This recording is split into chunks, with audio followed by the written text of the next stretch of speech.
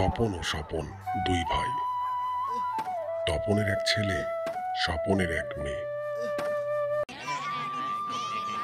তারা দুই ভাই কাপড়ের ব্যবসা করত। বিভিন্ন গ্রাম ও হাট ঘুরে ঘুরে তারা কাপড় বিক্রি করত।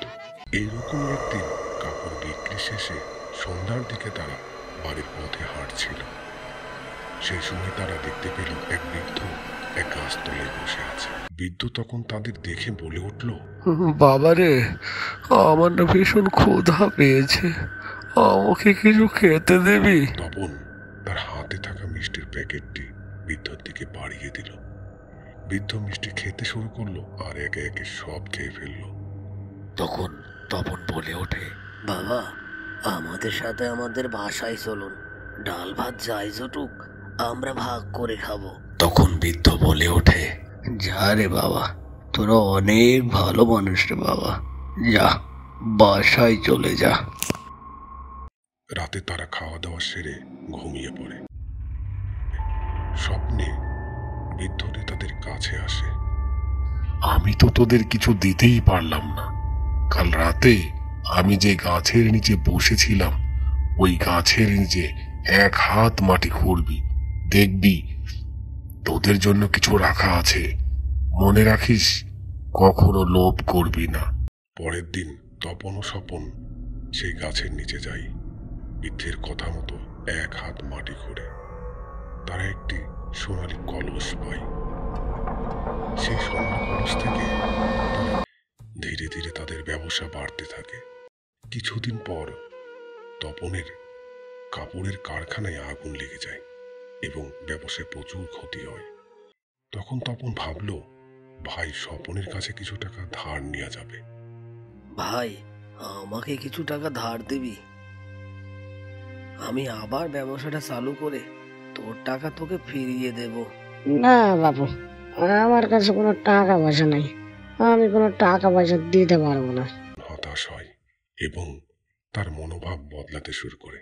সে সিদ্ধান্ত নেয় স্বপনের ক্ষতি করার জন্য কালো জাদু করবে। তপন এক তান্ত্রিকের খোঁজ পায় যিনি কালো জাদু জানেন। তপন তাকে বলে, স্বপনের ব্যবহৃত জিনিস এনে দিতে পারলেই তুমি কি তার উপর কালো জাদু করতে পারবে?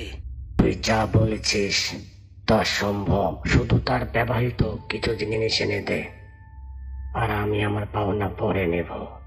কিছুদিন পর অজানা এক রোগে স্বপন মারা যায়। তপন কিছুটা খুশি হয়, কিন্তু তার ভাই মারা যাওয়াতে মনটাও খারাপ। তান্ত্রিক তপনকে ডেকে পাঠায়। তোর ছেলের কাছ থেকে প্রতি অমাবস্যা রাতে আমার জন্য 1 গ্লাস রক্ত আনবি। তুই যাচ্ছিস, যা। আমার জিনিস আমি কিভাবে নেব সেটা আমি জানি।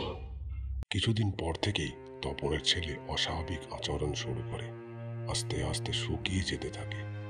তখন তপন বুঝতে পারে তার কিছু একটা ভুল হয়েছে। সে কিছু লোকজন সাথে নিয়ে সেই তান্ত্রিকের আস্তানায় হামলা চালায় এবং তান্ত্রিককে বেধড়ক পেটায়। তারা মনে করেছিল তান্ত্রিক মারা গেছে, তাই তারা সেখান থেকে চলে আসে। তান্ত্রিক কিছুটা আহত হলেও মারা যায়নি। সে আরো ক্ষিপ্ত হয়ে ওঠে এবং বামন জিন চালান করে। তপনের ছেলে আস্তে আস্তে মৃত্যুর দিকে ধাবিত হয়। তপন রাতে স্বপ্নে আবার সেই বৃদ্ধকে দেখে এবং বৃদ্ধ তাকে পরামর্শ দেয়, তোর ছেলেকে নিয়ে সেই গাছের নিচে আসবি যেখান থেকে আমি তোদের সাহায্য করেছিলাম। বৃদ্ধ লোকটাকে দেখে তপনের ছেলে অবস্থায় একেবারে খারাপ। সে কান্নাকাটি শুরু করে দেয় এবং বলতে থাকে, আমি এখান থেকে চলে যাব। তোকে আর যেতে হবে না, তো তান্ত্রিক গুরুকে আমি মেরেই এখানে এসেছি।